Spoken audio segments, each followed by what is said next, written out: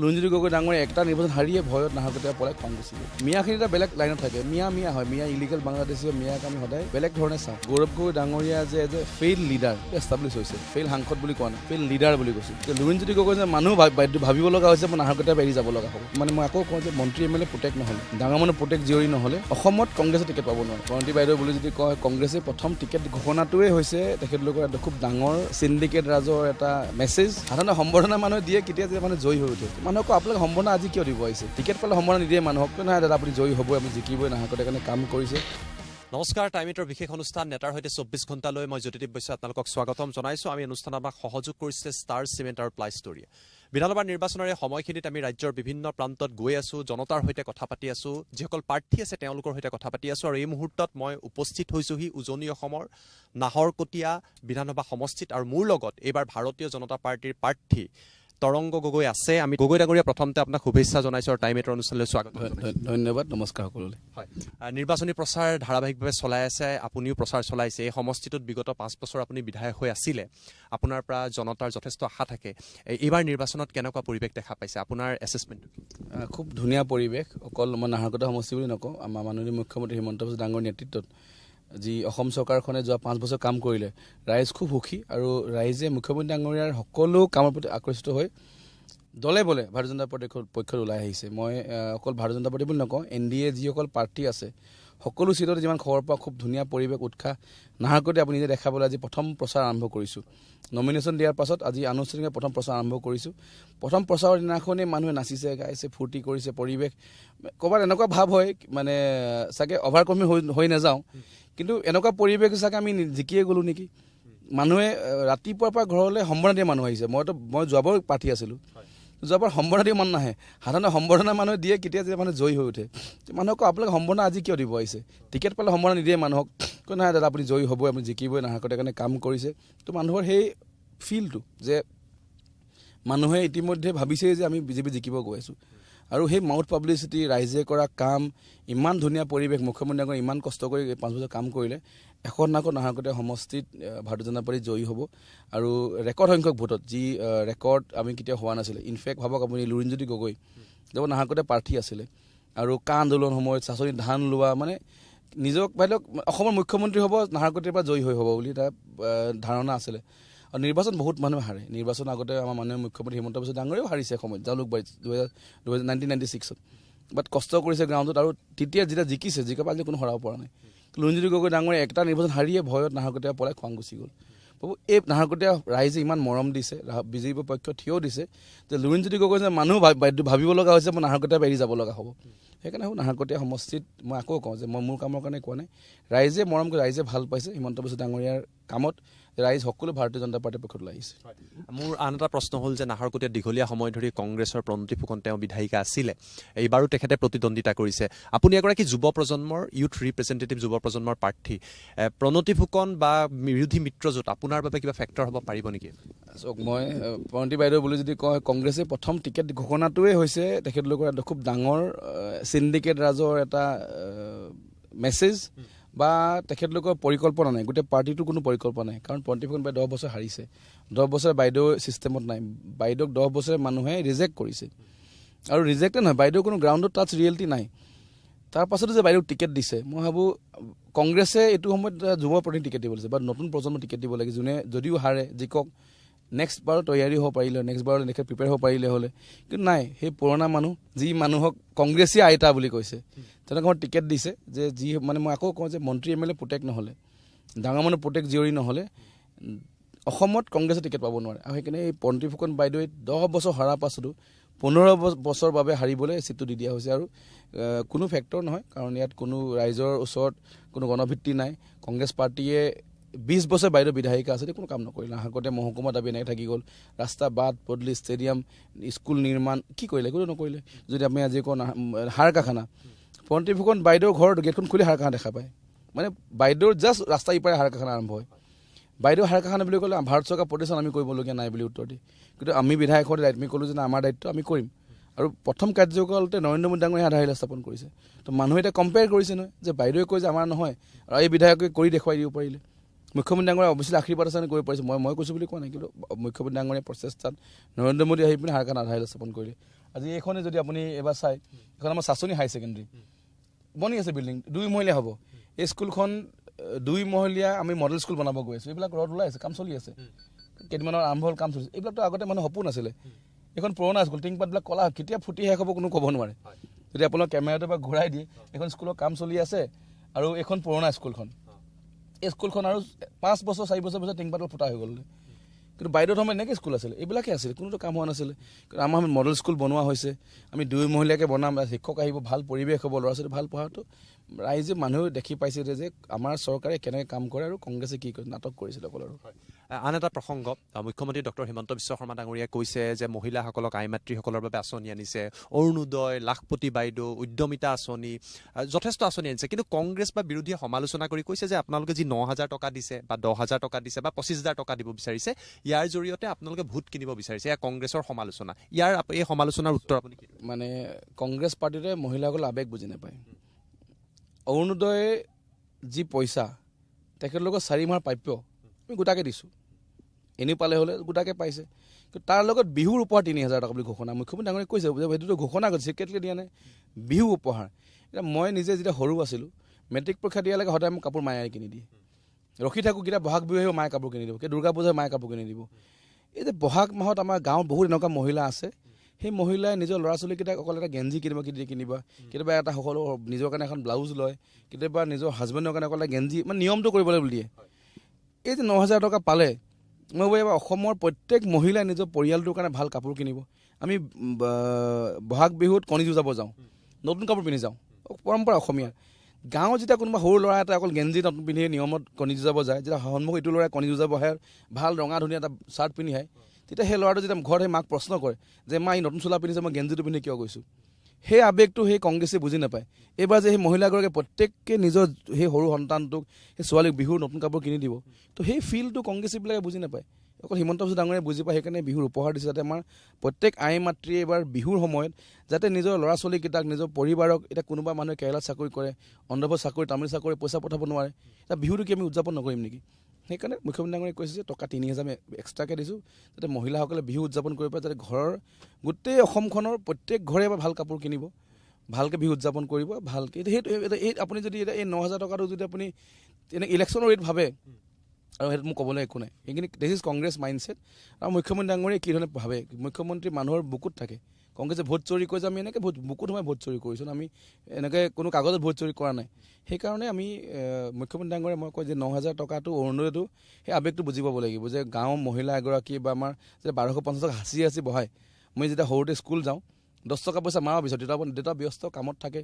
মাক আহি কওঁ যে মা 10 টকা দিয়কচোন মা আজি ফূৰ্তি খাব মন গৈছে 5 টকা 10 টকা দিয়ক মাক বিচাৰোঁ তো যেতিয়া মহিলাগৰাকী যেতিয়া পইচা পাই সাঁচি থৈ যেতিয়া নিজৰ ল'ৰা ছোৱালীক স্কুল যাবলৈ কিবা এটা দিয়ে সেই আৱেগটো কিন্তু কংগ্ৰেছীখিনি বুজি নাপায় মই আন এটা প্ৰসংগ আপোনাক সুধিব বিচাৰিছোঁ আজি আমি অনুষ্ঠানত দেখিলোঁ যে আপোনাক চাচনিবাসীৰ সেই অঞ্চলটোৰ ৰাইজে আপোনালৈ অনুদান এটা আগবঢ়াইছে যে নিৰ্বাচনত আপুনি প্ৰতিদ্বন্দ্বিতা কৰক যেতিয়া আশীৰ্বাদ যাত্ৰা হৈছিলে তেতিয়াও আপোনাৰ সমষ্টিত যথেষ্ট সংখ্যালঘু লোক আছে অসমীয়া মুছলমান খিলঞ্জীয়া আছে তেওঁলোকেও কিন্তু এই এটা মুখ্যমন্ত্ৰীলৈ নিৰ্বাচনৰ বাবে সাহাৰ্য আগবঢ়াইছিলে এই যিটো সকলো জাতি জনগোষ্ঠীক লৈ চলা এটা প্ৰক্ৰিয়া ই আপোনাক কিদৰে সহায় কৰিব চাওক আমি উজনি অসমত বিশেষকৈ অসমীয়া ৰাইজ আছে বিভিন্ন জনগোষ্ঠীৰ মানুহ আছে আৰু যেনেকৈ আপুনি অসমীয়া মুছলমান কথা ক'লে গৰীয়ামৰীয়া অসমীয়া মুছলমানসকল আছে মিয়াখিনি এটা বেলেগ লাইনত থাকে মিয়া হয় মিয়া ইলিগেল বাংলাদেশী মিয়াক আমি সদায় বেলেগ ধৰণে চাওঁ কিন্তু অসমীয়া মুছলমানসকলে মিয়াখিনিৰ কাৰণে সদায় প্ৰতাৰণা হৈ আহিছে অসমীয়া মুছলমানৰ সমাজখনে অসমীয়া সমাজৰ লগত থকা কিন্তু তেখেতলোকে মিয়া মুছলমানখিনিৰ কাৰণে সদায়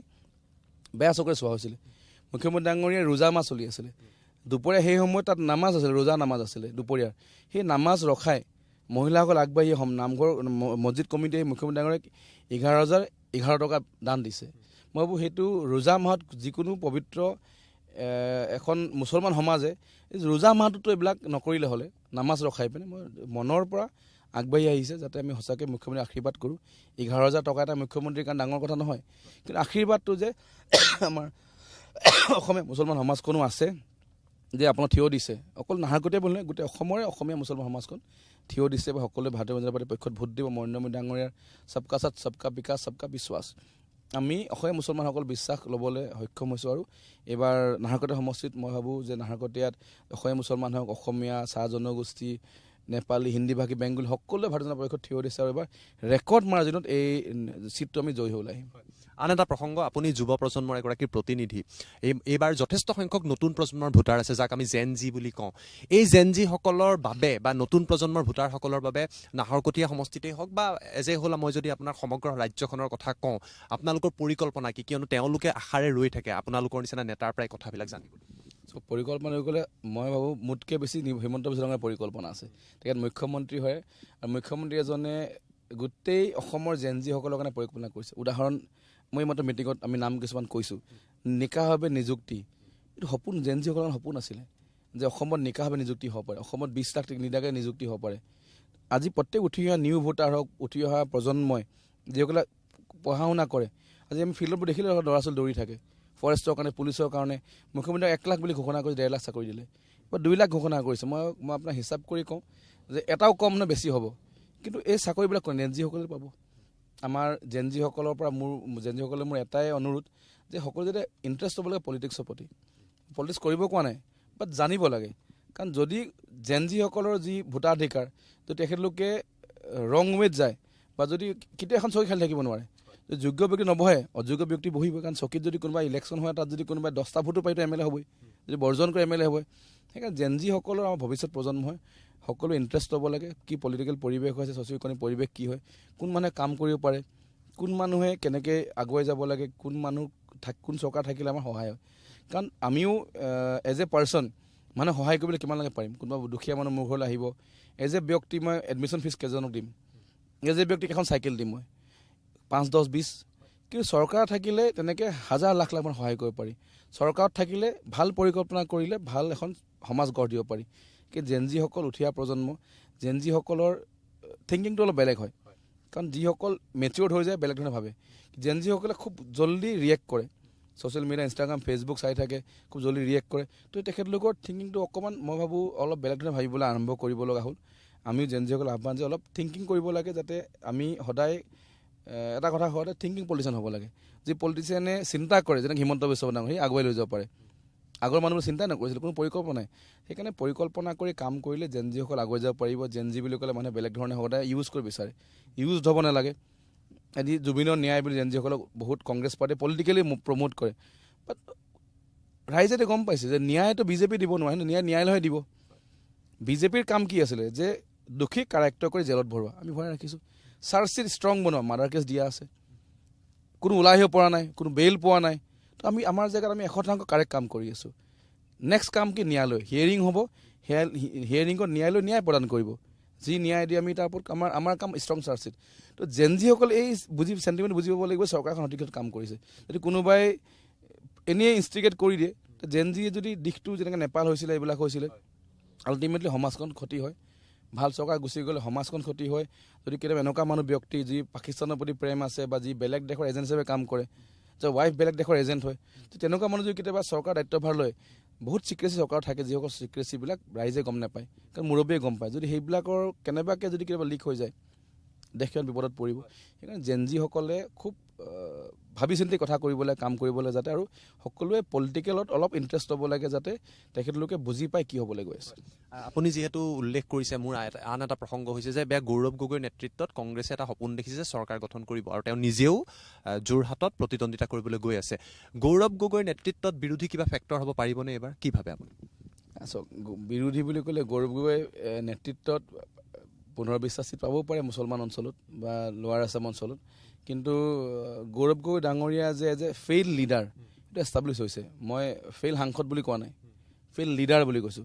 সাংসদ হিচাপে তেখেতে দিল্লীত ভালেই মাত মাতে, ইংলিছ হিন্দী ভাল কয়, স্পীচটো স্কুলৰ ল'ৰা ছোৱালী দিব পাৰে। তেখেতে স্পীচ খুব ধুনীয়া দিয়ে, মই তাত মোৰ দ্বিমত নাই, যোনটো সঁচা। কিন্তু যে লিডাৰশ্বিপ, মানুহৰ চেণ্টিমেণ্ট বুজি পোৱা, মই কওঁ গৌৰৱ গগৈৰ যে পলিটিকেল মেচুৰিটি কম, এনাহকত টিকেটটোৱে বুজায়। যদি গৌৰৱ গগৈ মেচুৰি থকা হ'লে পন্থীমত জেগাত পৰিৱৰ্তে ডেকালৰ টিকেট দিলে হ'লে, যি ল'ৰাই এবাৰ হাৰিলেও অহা বছৰৰ কাৰণে চিনাকি হৈ ফেচন হৈ পৰিলে হ'লে, তেখেত অহা বছৰৰ কাৰণে মানুহৰ মাজত পপুলাৰ হ'ল হ'লে, পোষ্টাৰ লাগিলে, বেনাৰ লাগিলে, মানুহ নাম ল'লে হ'লে, কংগ্ৰেছ আজি মই পন্থীপতক গালি পাৰি আছোঁ বা কৈ সমালোচনা কৰি আছোঁ, মইতো সিজন মানুহক ক'লোঁ হ'লে প্ৰাৰ্থী হিচাপে, মানুহে গম চিনি পালে হ'লে। তো সেইটোৱে লিডাৰশ্বিপৰ এটা কোৱালিটি যে আমি কিমান সমষ্টিটো ফিউচাৰ প্লেনিং কৰিছোঁ। এইবাৰতে 100 জিকিব নোৱাৰে, কাৰণ ৰাইজে গম পালে যে তেখেতে লিডাৰক ধৰি ৰাখিব নোৱাৰে। ভূপেন বৰা, প্ৰদ্যুৎ বৰদলৈ চবটো ওলাই গৈছে। কিয়? তেখেতৰ সেই পৰিপক্ক কোনো কোৱালিটিয়ে নাই যে মানুহ ধৰি ৰাখিব পাৰে। আমি গম পাওঁ যে পাৰ্টিটো খুব অসন্তুষ্টি আছে। তেখেত ৰজাৰ পুত্ৰ আছিলে, তেখেতৰ এনেকুৱা ভাৱ আছিলে, কাৰণ তৰুণ গগৈ ডাঙৰীয়া মুখ্যমন্ত্ৰী আছিলে। তো মুখ্যমন্ত্ৰী পুত্ৰ হিচাপে তেখেত অলপ আপাৰ হেণ্ড পাই আছিলে, বা সকলো কাম ইজি হৈ গৈছিলে। তো সেই ফিল্ডটোৱে তেখেতে প্ৰথমবাৰ সভাপতি হৈ, ইয়াৰ আগত তেখেত সভাপতি নাছিলে, তেখেত সাংসদ আছিলে, বা ডাইৰেক্ট নেতৃত্ব লোৱা নাছিলে।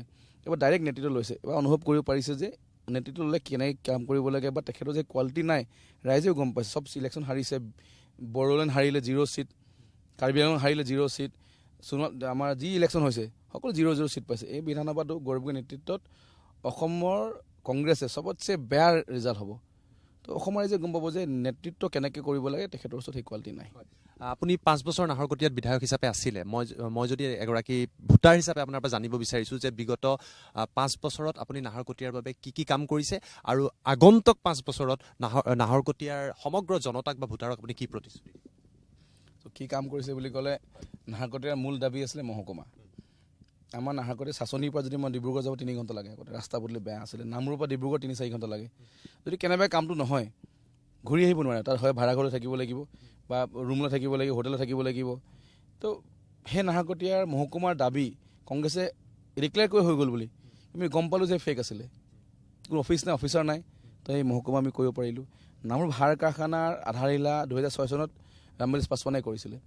সেই সময়ত মনমোহন সিং ডাঙৰীয়া প্ৰধানমন্ত্ৰী অসমৰ পৰা আছিলে।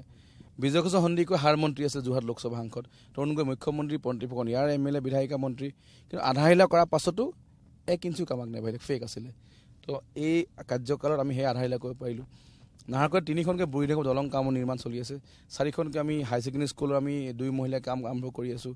নাহৰকটীয়াত ৰাস্তা, বাট, পদূলি ৰাইজে গম পাই কিমান কৰিছোঁ। ষ্টেডিয়াম, নতুনকৈ ষ্টেডিয়াম নিৰ্মাণ হৈছে। আমি উন্নত মানৰ FIFA category stadium, cricket ground, আমাৰ ছুইমিং পুল, এষ্ট্ৰ'টাৰ্ফ থকা হকী গ্ৰাউণ্ড, বিভিন্ন অঞ্চল বিভিন্ন কাম হৈছে। ITI এখন নাহৰকটীয়াত খুব, গোটেই ডিব্ৰুগড় জিলাখনত চৰকাৰী ITI নাছিলে। অইল ইণ্ডিয়া, সাৰ কাৰখানা, APL, গেছ কোম্পানী, কিমান গেছ ক্ৰেকাৰ, কিমান ইণ্ডাষ্ট্ৰী আছিলে। কিন্তু ডিব্ৰুগড়ত এখন ITI নাছিলে। আমি ল'ৰা ছোৱালীয়ে চৰকাৰী ITI তিনিচুকীয়া বা শিৱসাগৰ যাব লাগে, বাকী প্ৰাইভেট ITI আছিলে সকলো। এইখন ITI নাহৰকটীয়াত কৰিব সক্ষম হ'লোঁ। তাকে নাহৰকটীয়াত যথেষ্ট 5 বছৰ খুব কম সময় এজন বিধায়ক হিচাপে, কিন্তু কাম কৰিব সক্ষম হ'লোঁ, কাম চেষ্টা কৰি হ'লোঁ। আৰু আগন্তুক 5 বছৰ আৰু বহুত পৰিকল্পনা আছে। মই গৌৰৱ অনুভৱ কৰোঁ যে আমি অসমখনৰ যে বৰ অসম গঢ় দিয়া চাউলুং চুকাফাৰ কথা কওঁ, আমি সকলোৱে গৌৰৱেৰে চৰাইদেউৰ কথা কওঁ, শিৱসাগৰৰ কথা কওঁ, কিন্তু মই গৌৰৱ অনুভৱ কৰোঁ যে স্বৰ্গদেউ চাউলুং চুকাফাই প্ৰথম পদৰ্পণ নাহৰকটীয়া সমষ্টিত কৰিছিলে। টিপামত পাটকাই পৰ্বত পাহাৰ পাৰ হৈ আহি তেখেত প্ৰথম যি ভৈয়ামত ভৰি দিছে, টিপামত ভৰি দিছিলে। টিপাম ক'ত? নাহৰকটীয়া সমষ্টিত আছে। আৰু গোটেই আহোমৰ গোটেই যাত্ৰাটো নাহৰকটীয়াৰ পৰা আৰম্ভ হৈছে ক'ব গ'লে। কিন্তু সেই টিপামত কোনো কাম নকৰিলে আজিলৈকে। 1 ইঞ্চিকো নহ'ল। 2খন লোহৰ বেঞ্চ আছিলে। সেই টিপামত আমি এতিয়া স্বৰ্গদেউ চুকাফাৰ 52 ফুটৰ মূৰ্তি নিৰ্মাণ হৈ আছে। এতিয়া মূৰ্তি স্থাপন হৈ গ'ল, কাম চলি আছে। পাৰ্ক এখন হ'ব, জয়পুৰ ফৰেষ্ট পাৰ্ক। কাজিৰঙাৰ ইমান লাখ কৰোৰ টকা এটা ইণ্ডাষ্ট্ৰী, মানে টুৰিজিম ইণ্ডাষ্ট্ৰী, লাখ লাখ পৰ্যটক আহে। আমাৰ ওচৰত দিহিং পাটকাই আছে। দিহিং পাটকাই তেনেকৈ only rain forest in the North East. তো আমি প্ৰমোট কৰিব পাৰোঁ, তাৰ ওপৰত কাম কৰি আছোঁ। তো আমি বহুতখিনি পৰিকল্পনা আছে আমাৰ যে আগন্তুকত কাম কৰিবৰ কাৰণে, যাতে চেষ্টা কৰিম যাতে এই কামখিনি সম্পূৰ্ণ কৰিব পাৰোঁ আৰু কাম কৰিব পাৰোঁ। আৰু বহুত কথা আছে, স্কুল ঠিক কৰা, কলেজৰ কথা কাম কৰা, ল'ৰা ছোৱালী ভাল পৰিৱেশ দিয়া, স্পৰ্টছৰ ক্ষেত্ৰত নাহৰকটীয়া খুব আগুৱাই গৈছিলে, আগুৱাই লৈ যোৱা। আমাৰ NRL এটা প্ৰকল্প অহা কথা আছে নাহৰকটীয়ালৈ, সময়ত আধাৰশিলা কৰি শেষ কৰা কাম, সংস্থাপন চোৱা। তো নাহৰকটীয়া সমষ্টিৰ কাৰণে কৰিবলৈ কাম আছে, যথেষ্টখিনি আছে। আৰু মই ভাবোঁ আগন্তুক 5 বছৰ ৰাইজে আশীৰ্বাদ কৰিব, বিধায়ক হৈ আহিব পাৰিলে এই কামখিনি সম্পূৰ্ণ শেষ কৰিব পাৰিম। আপুনি যিহেতু আমি প্ৰচাৰলৈ গৈ আছোঁ, মই ভিডিঅ' জাৰ্নেলিষ্টক অনুৰোধ কৰিম। আপোনালোকে দেখিছে যে বৰ্তমান সময়ত নাহৰকটীয়াৰ বিভিন্ন প্ৰান্তত আমি যাত্ৰা কৰি আছোঁ, প্ৰচাৰ চলি আছে, আৰু যথেষ্ট সংখ্যক জনতা এই মুহূৰ্তটো অপেক্ষা কৰি আছে তৰংগ গগৈৰ বাবে। অৱশেষত এই মুহূৰ্তত সমগ্ৰ অসমবাসীৰ বাবে, নাহৰকটীয়াবাসীৰ বাবে শেষ আহ্বান আপোনাৰ কি হ'ব? কিয়নো প্ৰচাৰত আপুনি চলাই আছে, আপোনাৰ টাইম আমি বেছি ক্ষতি নকৰোঁ। সকলো ৰাইজে 9 তাৰিখে ভোট দিব ওলাই আহিব লাগে। নাহৰকটীয়াবাসীৰ ৰাইজ, অসমবাসীৰ ৰাইজ হিমন্ত বিশ্বৰ পক্ষত থিয় দিব লাগে। কাৰণ হিমন্ত বিশ্ব শৰ্মা ডাঙৰীয়াৰ সপোন এখন এনেকুৱা অসম গঢ় দিয়া, যি অসমখনে প্ৰত্যেক নাগৰিকে বুকু ডাঠকৈ থিয় হ'ব পাৰে যে আমি অসমৰ বাসিন্দা, আমি এনেকুৱা অসমত থাকোঁ, যি অসম উন্নয়নশীল অসম, যি অসম আগুৱাই গৈ আছে। আৰু যি অসম মানে আমি তেখেতে ভাৰতৰ 5খন বেষ্ট ৰাজ্য বনাম বুলি কৈছোঁ। মই 5 ৰাজ্য বাদ দি আমি এতিয়া টপ হ'বলৈ গৈ আছোঁ। আমি আশা ৰাইজক যাতে ৰাইজে আশীৰ্বাদ কৰে যাতে হিমন্ত বিশ্ব ডাঙৰীয়া দ্বিতীয়বাৰ মুখ্যমন্ত্ৰী হৈ আমাৰ সপোন পূৰণ কৰিব পাৰে আৰু অসমখন বহুত আগুৱাই লৈ যাব পাৰে। বহুত ধন্যবাদ জনাইছোঁ। আৰু এই আছিলে তৰংগ গগৈ, তেখেতে প্ৰচাৰ চলাই আছে নেতাৰ সৈতে 24 ঘণ্টা অনুষ্ঠানত আমি তেওঁৰ সৈতে যাত্ৰা কৰিলোঁ আৰু আপোনালোকক দেখুৱালোঁ যে কিদৰে নেতাসকলে বৰ্তমান সময়ত প্ৰচাৰ চলাই আছে। মেণ্ডেট জনতাই দিব, আপোনালোকে দিব। ৰাজ্যৰ প্ৰতিটো প্ৰান্তত আমি নিৰ্বাচনৰ সময়ত যাম আৰু আপোনালোকৰ পৰা জনাৰ চেষ্টা কৰিম যে সমগ্ৰ বিষয়বিলাকক লৈ আপোনালোকে কি ভাবে। চাই থাকিব টাইমিত। ধন্যবাদ।